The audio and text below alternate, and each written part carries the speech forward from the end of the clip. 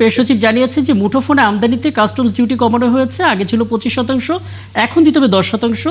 দেশে মুঠোফোন উৎপাদনকারীদের জন্য কাস্টম ডিউটি 10% থেকে 5% আনা হয়েছে। জি জি, তো ইম্পোর্ট ডিউটিটা কমে গেল।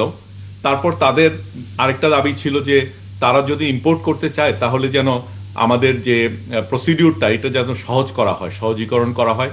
সেক্ষেত্রেও আমরা বিটিআরসির পক্ষ থেকে বলেছি যে তাদের যেসব ডকুমেন্টস আমাদের নেওয়া প্রয়োজন, মানে যেগুলো রিকোয়ারমেন্ট ছিল, আমরা সেখানে অনেক শিথিল করব, যাতে ওই ম্যানুফ্যাকচারারের সার্টিফিকেট দেওয়ার ব্যাপার ছিল সেটাও আমরা শিথিল করেছি, ওটা না হলেও চলবে।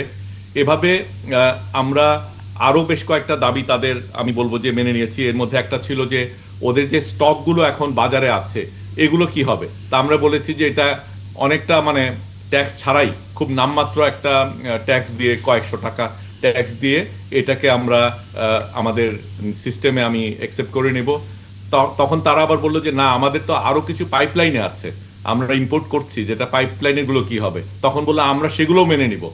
তো সেটা করে আবার আরও 15 দিন তাদের জন্য, তারা যাতে সহজে এটাকে দিতে পারে আইএমইআই নাম্বারগুলো, সেগুলোর জন্য আমরা কিন্তু আরও 15 দিন দেরি করলাম। এরপরে যে ঘটনাটা ঘটলো আজকে বিটিআরসিতে, এটা খুবই দুঃখজনক আর কি।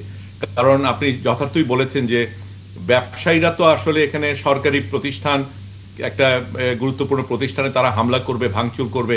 এখানে আমাদের যে এমপ্লয়িরা ছিল তারা বেরোতে পারছিল না। মানে এটা একটা খুব সিচুয়েশনটা খুব মানে আমি বলবো ক্যাওটিক ছিল, এবং এখানে তারা বেশ মানে অ্যাগ্রেসিভ হয়ে গিয়েছিল, এবং আমাদের বেশ কিছু ক্ষয়ক্ষতি হয়েছে। গ্লাস ট্লাস তো অনেক ভেঙেছে, বাস একটা মানে নষ্ট, মানে ভেঙে ভেঙে ফেলেছে।